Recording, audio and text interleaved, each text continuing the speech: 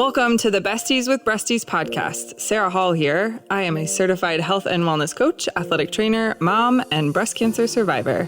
I help women overcome their own mind drama to make mind shifts that open up the possibility for their most empowered and energetic life. And I am Beth Wilmus, author, speaker, and founder of a human investment organization, otherwise known as a nonprofit, called Faith Through Fire. Our mission is to reduce the fear and anxiety that breast cancer patients feel and replace it with hope and a path toward thriving. This podcast is about our experiences with breast cancer and life after as young survivors and moms.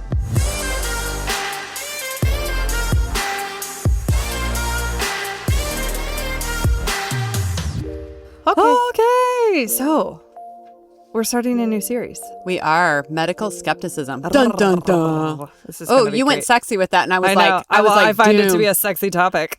Okay. All right. Interesting. Yeah. Well, I think when you and I were talking about where to get started, right, with medical skepticism, we went out to our community and we're like, we wanted them to lead the charge on what was making them medically skeptical. So we kind of went out there and said, all right, guys, like, be real. If you experience medical skepticism, why is that? Where and why? Where and why, Where does right? it show up? And then, you know, our job is to communicate that and kind of have some interesting conversation around it. So, of course, one of the big things that kept rearing up was the whole topic of COVID. Totally. And we've talked about this before, but it's like we never commented on COVID while it was happening because the emotions were just like insanely heightened. Totally. Right? Yeah. It's politicized. Everybody's got their back and forth, and they don't talk about it over family dinner. Well, and okay, so just to go right into it, right? I got the COVID vaccine and you didn't, but were you surprised at how hateful people were who chose So hateful. to, you know, who didn't choose to respond the same way? Yeah. I'm always surprised by bad behavior. My husband laughs about it. He's like, I don't know when you're going to stop being surprised. I'm always surprised by bad behavior. I think what's surprising is that, like, one minute you could be friends and be on the same page with everything, and the next minute, if you're having a debate about something, like, now all of a sudden you're the worst person in the world. And I'm like, I don't know how that switch happened. I think because of, I'll tell you why. I've got my theories about this, right? I wrote down the few things that I thought fueled that bad behavior. Okay. First and foremost, fear. Feels like we're telling them they're bad toddlers. The bad behavior. No, I mean, on both sides. Yeah. There were people, that's true. let me tell you something. There were people within my family who shamed people who were fearful about COVID. And I think that's wrong. Like, they weren't fearful, but they were not fearful of the virus at all. They were like, oh, you know, go live your life. Live your life. Yeah. I'm not going to be, you know, kowtowing to this fear. I'm going to do my thing.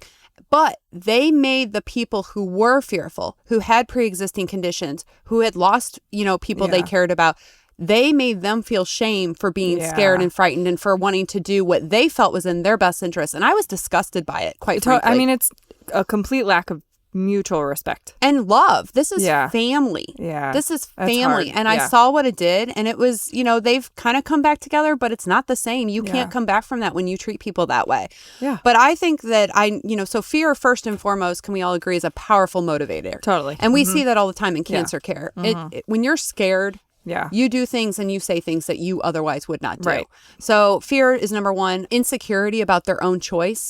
There was a lot of people. I think that when people get mad at other people for their decision, it says to me that they're potentially insecure with the choice they made. Yes. Because I don't care. I don't agree. care what you do. Right. Right.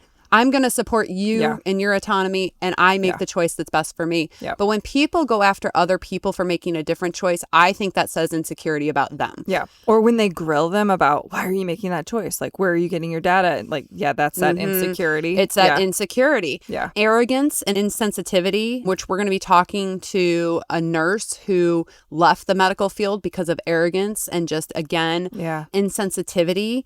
And then exploitation for personal gain. You know, there's always going to be those people out there that are going to capitalize on an emergency situation for their own benefit. And so those were the things that I saw play out, and it showed me like how quickly we'll turn on one another when the rubber hits the road, which for me was really, really sad. Yeah. I got depressed about it. Yeah. I was sad. Yeah. So today we're going to talk about what is COVID. Oh gosh. I mean, some we people all know, yeah. Some people aren't very you clear. were on a rock, under a rock. Right. We're going to talk about how it's impacted the entire country. Right. And finally, why the survivors we spoke to think COVID has bred medical skepticism. But before we do that, let's hear from our first sponsor. Thrivent is a proud sponsor of Faith Through Fire. Thrivent believes money is a tool and not a goal. The Gateway Financial Group with Thrivent is local to the St. Louis area and can work with you to create a financial strategy that reflects your priorities and helps you protect the things that matter to you, like family and giving back. Please call 314-783-4214 to schedule a free consultation with one of Thrivent's Gateway Financial Advisors. Okay, so we're back. So what is COVID-19? It's a virus, right? And coronaviruses are a family of viruses that can cause respiratory illness. And they're called corona because of the crown-like spikes on the surface of the virus. So most people infected will experience mild to moderate respiratory illness and recover without any extra treatment. However, as many people saw, some people got really, really ill or died, requiring medical attention, or they developed long COVID. I had a couple of friends that developed long COVID and are still dealing with side effects. So we've both gotten COVID. What were your symptoms? So tired. Yeah. Just so tired. You and I got COVID at the same time. Yeah, I think I gave it to you. We made our first reel, and the next day we had COVID. Yep. You and I had it at the same time, and we were like Zooming with each other, and we both looked like death warmed over. Yeah, it was not fun. No. But mine was mostly just serious fatigue. I didn't have a cough. I just would get up, I'd go pee, and then I'd go back to bed. I actually think I've had COVID 3 times. I really do. I had it, the first time was in January. And people weren't talking about COVID until March. Yeah. But January, I had this cough I couldn't get rid of, and I was having trouble breathing. Like, I couldn't catch my breath for months, to the point where, like, by the time, right before people started talking about COVID in March, my husband was like, you need to go see a doctor. I don't like the way you sound. You're like wheezing, and you're having trouble catching your breath, and you have this cough. And interestingly enough, my symptoms finally resolved after a couple months, right when everybody started scrambling and freaking out about COVID. And when I heard the symptoms, I was like, I already had that. Yeah. But I don't remember you having a cough the other times. No. So that was my first time getting it. Yeah. Then I got vaccinated. Then you and I got it. Yeah. And then I think the third time it was like literally just the sniffles. Yeah. So the second time you and I felt about the same. Yeah. We both had the same kind. So we both felt fatigued and just not great. The third time was like a sniffle. And you had a hard time, like, you felt like it took you a long time to get your full breath capacity back. From the first one, 100%. Yeah. I mean, I still think that, I think I'm in pretty good shape now, but it was not a quick thing. It took me probably a good year before I felt like my lung capacity, I don't know what a test would show about my lung capacity, but I feel normal now. Yeah. You know, but my husband noticed it and was like super concerned. Did you end up losing any friends, anybody, any loved ones from COVID? I have a friend whose father died from COVID. Yeah. So he was in that older population and he didn't feel that bad, but he went to the hospital and he later died. So yeah, I mean, I think a lot of people everybody's been impacted. If you don't know somebody that died from it, you know somebody that's had long-term symptoms from it, or you know somebody, that got seriously ill.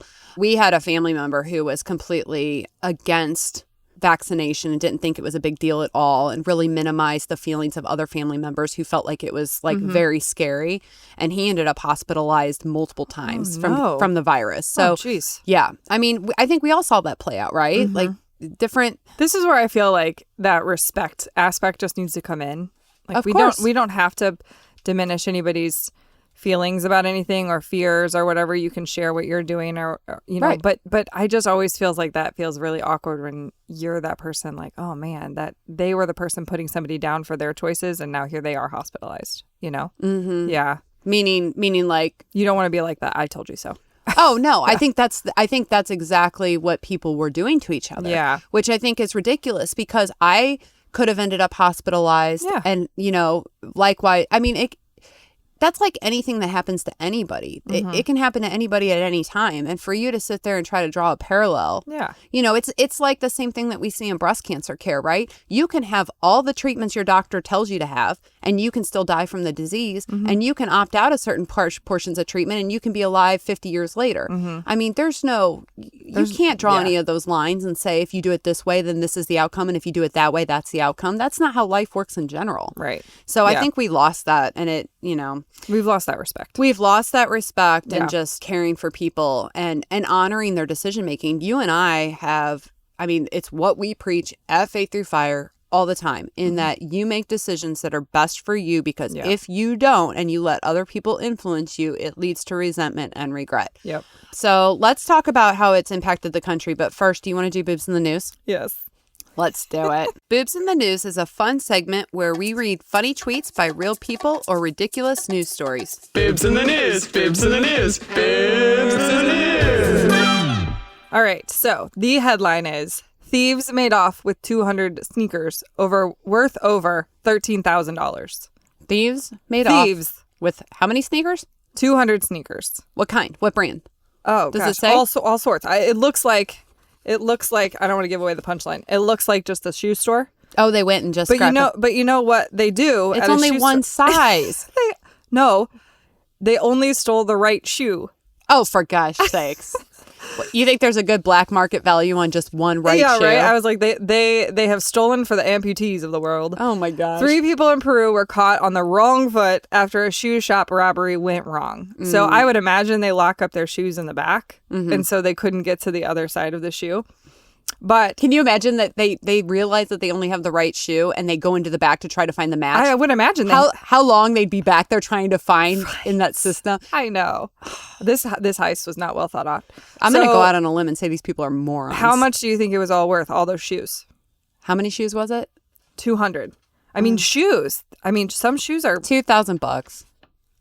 2,000? Yeah. That's like 10 pairs of shoes. They were sold 200. Oh, okay. 4,000. 50,000. Oh, really? Yeah, that's in Peruvian. So this is in Peruvia. So that was. Well, how am I supposed to know what the equivalent is? $13,400. $13,400. Yeah.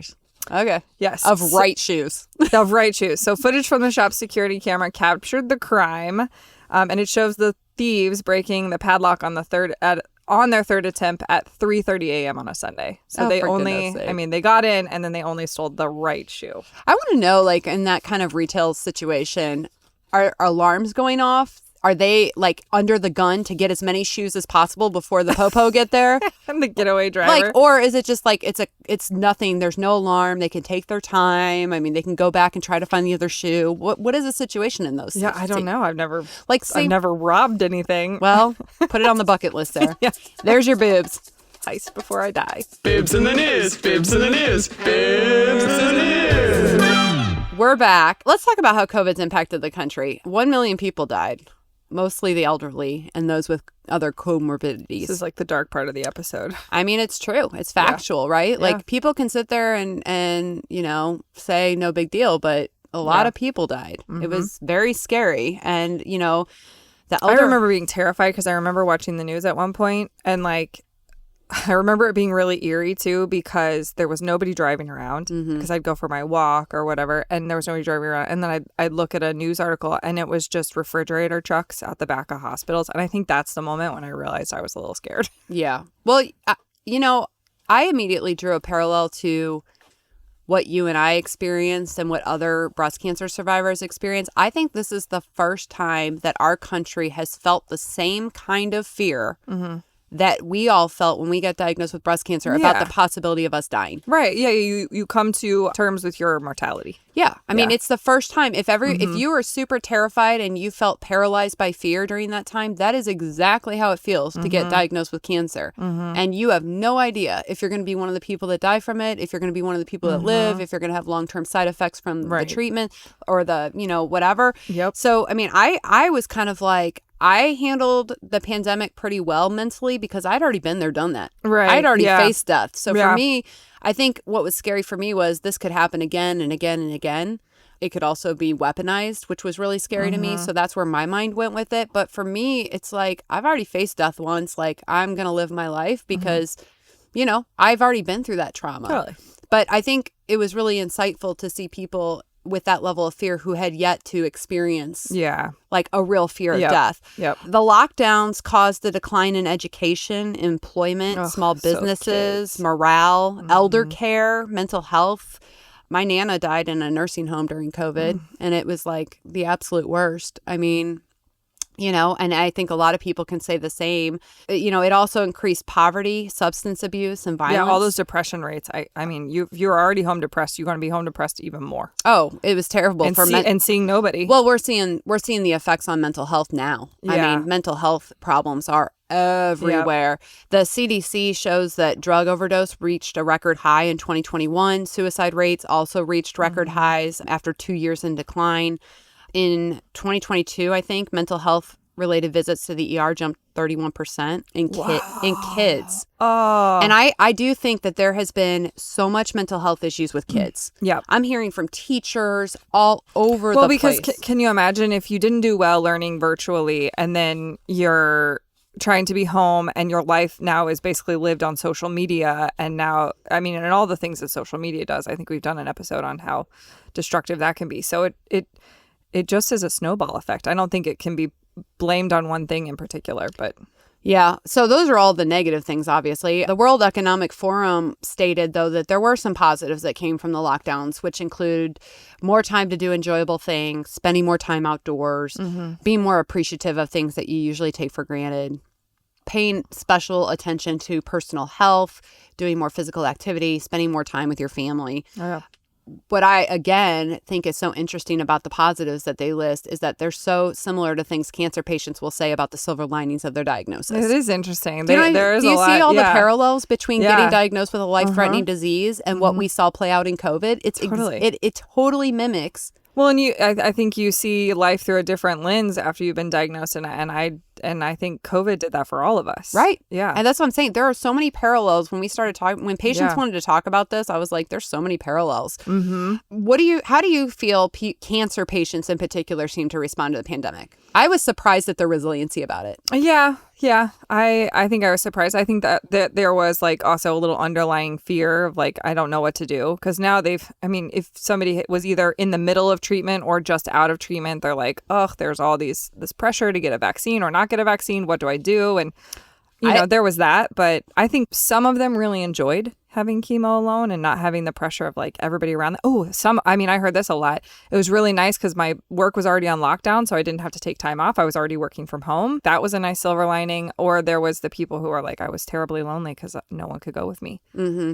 I saw both sides. I saw people that were like, it was fine. It wasn't that bad. But then I had patients that were like, yeah, it was really fun having my husband drop me at the door. For my mastectomy or my chemo. Yeah. And I walked in by myself and was in isolation by myself. And, those are really scary moments before your first infusion or before your mastectomy. One patient, I was flabbergasted by this.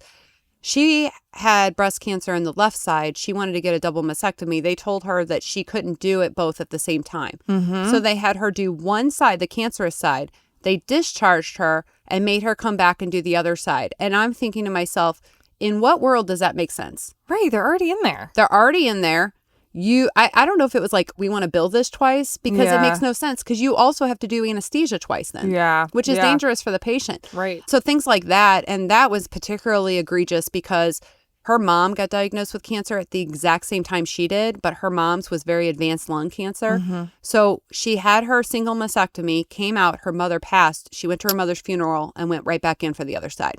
So when we're talking about trauma, right?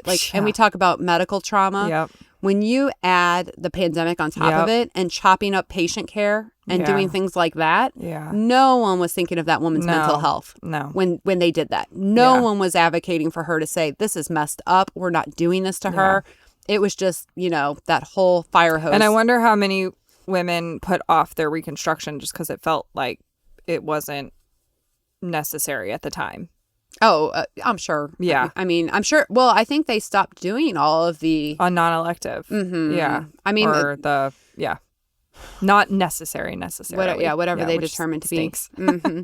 Yeah. So, all right. Well, we asked survivors what they had to say about COVID and why did it increase their medical skepticism.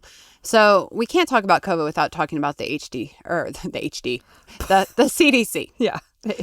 The CDC. The Wall Street Journal had an opinion letter last month or a couple months ago that said, why did the CDC ignore its own pandemic protocols? And it basically goes on to say that the CDC's guidelines in 2017 cautioned against excessive societal lockdowns, and yet we went ahead and did the exact opposite. Mm-hmm. The CDC is a hot mess express. Can we all just agree on that?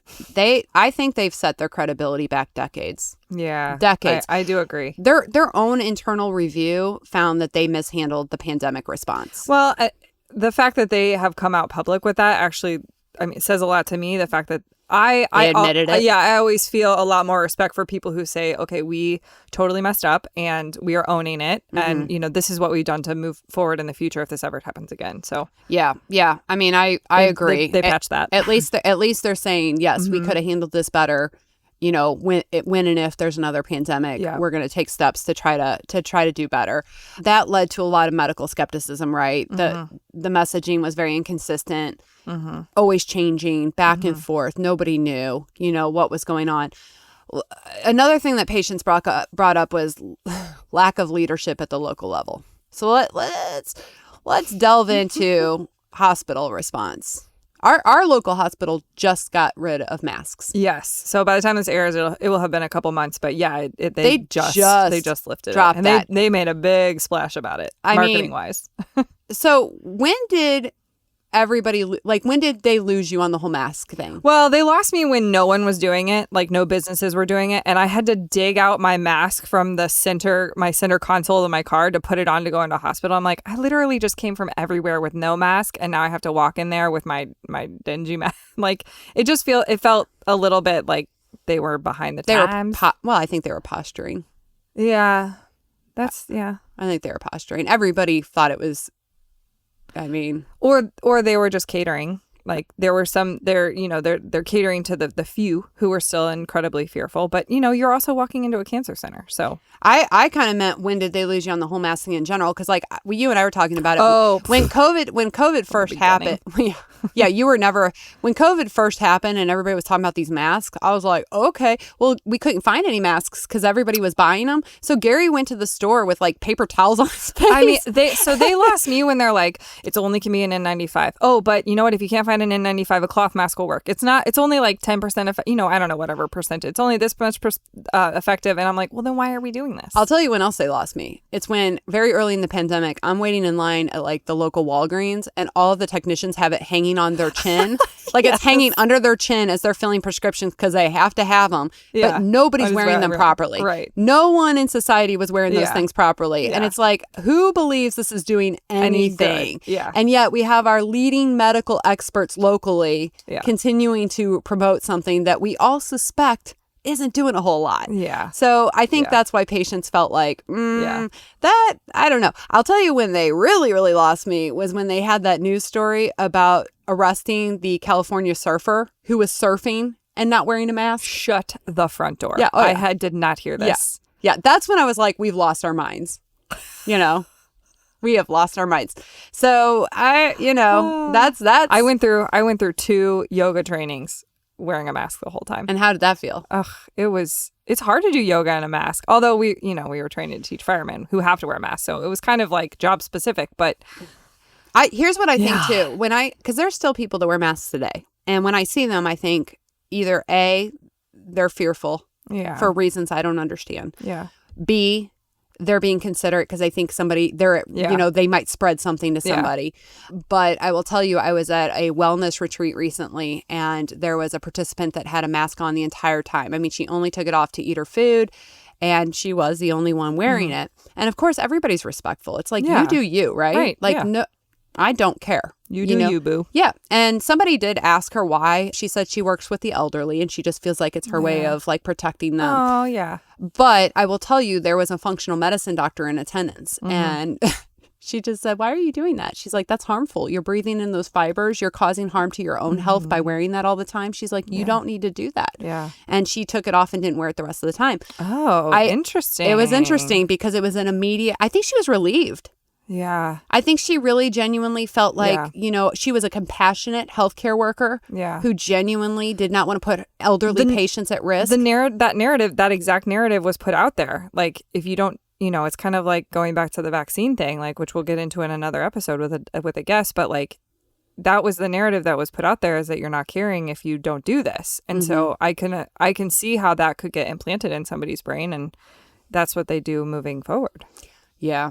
I just think, I don't think anybody, if they felt like the mask actually worked, would be opposed to doing it if they thought it was going to do something. I found it funny. We were at a Blues game a couple months ago, and this girl had a mask on there, and she pulled her mask down to blow in one of those really long horns. So we're in St. Louis. We had the Blues here, and we have this big long horns. And they do this like, wah, wah, wah, and then everybody follows back with it. And she pulls her mask down to blow into this horn over, like, that's really long. So it's over all the people that are in front of her. And then she puts her mask back on. That's what I'm saying. Like, I don't think you understand what's happening here. Unless she's protecting only herself and she doesn't care about infecting everybody else. I don't know, whatever. But I don't know. Yeah. I don't know. But it's again, I mean, you do you, right? Yeah. It's not going to bother me one way or the other. But we want to see your face, too. So something else that patients brought up was that it really made them sad when they saw medical staff and military personnel who did not want to get vaccinated fired. Yeah. And obviously now we know that it doesn't prevent you from getting COVID or spreading it. The unintended consequence of that decision is that now there's a major labor shortage, right? Major. Which can be attributed to lots of factors. Yeah. But I think the military in particular is very short-staffed. Nursing is insanely short-staffed. And if you know anything about the nursing profession, when you find out what the demands are on them and how little they're paid and the expectations, and there's never any budget for them. Totally. It's insane. And it is a complete wear on their emotional and mental state. And then, when that all happened, it was just kind of shocking to see leading medical institutions making decisions like that, I don't know. I mean, it's a controversial thing to say. I didn't feel like there was evidence for it, honestly. No, it was heartbreaking. It was heartbreaking. Yeah. So I think when we saw that, they went from being heroes to being villains. I think a lot of people were just like, ugh, that didn't feel good to them. No. Yeah. Okay, here's another one that was brought up to our attention. Doctors employed by the hospitals feeling pressured to follow a protocol instead of working with their patients individually to assess the risks and benefits and potential medications for COVID. Yep. I'm not surprised by this. No. I think, and we've talked about it in other episodes, about the lack of individualized care, that we're being stripped of that from the insurance companies, from these hospital administrators. My sister was fortunate that so I got vaccinated, but my sister did not. And my sister I've talked about it on multiple episodes, she has what they've called fibromyalgia, which to me is what they call anything they don't understand. Yeah, like a chronic pain they don't understand. They don't understand it, so they throw a fibromyalgia diagnosis on it. But she's had years where she was basically bedridden. She's 3 years younger than I am. And she was in a place where she wasn't flaring as much. She had found some semblance of stability. Her life wasn't perfect, but she was better than she had been. She was really scared to take the vaccine and have a flare, and that would put her back into bed for months and months and months. But she felt conflicted, like all of us did. Do I not do it? Am I harming people if I don't do it? Is it okay? To her doctor's credit, she went to him and she talked to him about it. And he told her, don't do it. If you're worried about this, causing a flare, setting you back, I'm comfortable with you not doing it. Right. But that was unusual. Right. I mean, that was usual. The mandate was you tell people they have to do this, right? Yeah. So I think a lot of patients, they want that individual discussion. Yep. Especially when you talk about side effects like myocarditis that they're seeing in young men.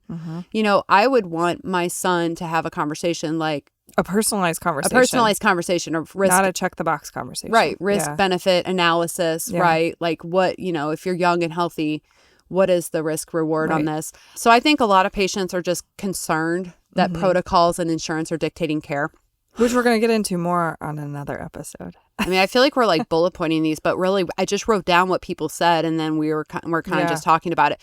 The treatment of those who raise concerns about the vaccines, suppression of information from those who had serious concerns. We did have some pretty credible experts raising concerns. Yeah. And I think, and also there were people who were raising concerns in a non-threatening way. Non-threatening way. And I didn't necessarily see that from both sides. And okay, so you're saying that you felt like, I mean, I don't know if I agree with you. Well, we can't give. I definitely saw the threatening way from both sides. Yeah, I mean, I understand why you don't want to give a platform to every Tom, Dick, and Harry, right? But when medical experts who are highly respected in their fields aren't allowed to have an opposing view, that is scary. Yeah, it is scary that you cannot.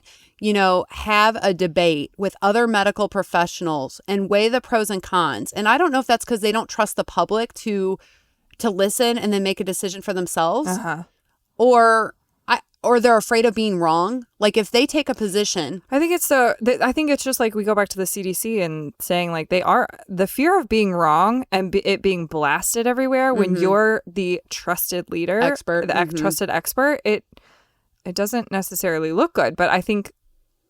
Like I said about the CDC, it's like when you can have the conversation and then let people choose for themselves, I feel like that's when I feel like there are, I'm sure many and myself lost a lot of trust because there was no debate about it. Yeah. Yeah. When it's one-sided, that never feels good. No. That never feels good. Yeah. Here's one. The wealthy elite didn't seem to be following the rules that were imposed on everybody else. Yeah. I will say it was frustrating for me to see people like really pushing this agenda, which goes back to like one of the reasons that I think, at the very beginning, I said bad behavior was exploitation for personal gain, right? I think there were a lot of people that were stoking the fires and taking a position. For example, like it drove me crazy when they were telling everybody to still wear a mask. And then there would be video or pictures of them at some 5-star restaurant, with a huge crowd of people not wearing a mask. Yeah. It's like, okay, the rest of us all have to do this. Yeah. But you are able to go do whatever you want. Yeah, I can see that. And I do understand why that would breed medical skepticism with patients. Yep. I mean, so there's that. The money. Okay, so here's the big conspiracy theory, right? Made by big pharma. A vaccine that many now question the efficacy of. Yeah. Right? There's some concern that it's immunosuppressant. And the fact that you need like 12 of them. Sure. They don't work. Yeah. I mean, I think actually, I say that. I think the data says that you're less likely to be hospitalized if you're vaccinated. Sure. At the same time, we've seen a lot of immunosuppressed people have problems. Right. Then it becomes a question of money. Now, is it nefarious? Like, did they put something out that they knew wasn't going to work? Or was it that they were so under the gun to find a solution that they just didn't, we don't have long-term data. Yeah. Yeah. Who knows? Yeah. That's the who knows, right? Yeah. And something that we always talk about is like assuming positive intent, right? Like at Faith Through Fire, we have a lot of diversity. We have a lot of different members. They all have differing beliefs. Yeah. They all feel different ways about certain things. Sure. And one of the things that we like to say is always assume positive intent. Totally. Right? Yeah. But if there's ever a villain in any story, I feel like it's Big Pharma. You know what I mean? They haven't been exactly known for their philanthropy. Well, now let's think about it. If they had developed a vaccine that had no adverse side effects and was saving lives, everybody was dropping dead until this vaccine, they'd be the hero. But it didn't happen that way. Yeah. Right? And so that goes back to what we just said. People are scared to do anything in the fear that they're wrong. Right. So was Big Pharma, did they rush to market with a product that they knew was not going to work? Yeah. Or did they do the best they could with the time that they had and put something out and it just didn't end up working out? Yeah. Yeah. I mean, right? Yeah, right. Who knows? Who knows? Yeah. We don't know. We don't know. But it breeds skepticism. It does. Before we kind of get to our closing thoughts, do you want to go to our second sponsor? Let's do it. It's important to have a primary care doctor that you can count on. At BJC Healthcare, world-class and compassionate primary care providers are ready to see you at offices close to home. And you can count on BJC to make it easy with convenient online scheduling, virtual visits, and direct messaging. To find a BJC primary care provider near you and to schedule an appointment online, visit bjc.org/primary care. And we're back. Any closing thoughts on this, Sarah? Oh, about COVID? I know, it's so exhausting. I know, it's so exhausting. I've done wrapped up my thoughts on COVID a while ago. Yeah. Yeah. I mean, I think just as with anything, fear is always something to be talked about, and I felt it.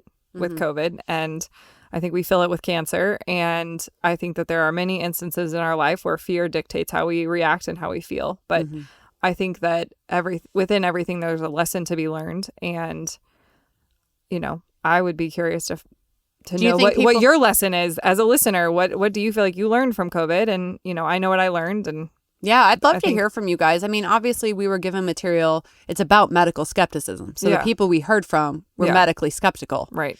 But I'd love to know your thoughts about that and, the lessons that came out Always of this. Respect and debate. 100%. I, of course, I look at everything through a spiritual lens. That's a big part of my life. That's how I look at everything. And I think it's very simple. The devil wants us divided. Differences in opinion serves a purpose, though, and it provides the opportunity for reflection, accountability, growth, and we love that, But let's remember who wants us divided and hating each other, right? For me, it's like if that's kind of what I see developing, I just run the opposite direction. Yeah, you run towards union and away from division. Yeah, I said, see ya, devil, I ain't doing this. All right, guys, there it is. Until next time, see ya. Thank you for being a listener of the Besties with Breasties podcast. If this podcast had a positive impact on your journey, leave us a review or consider becoming a supporter. You can donate with the link in the show notes or at faiththroughfire.org. This episode was hosted by Sarah Hall and Beth Wilmus, audio and production edits by Innovative Frequencies.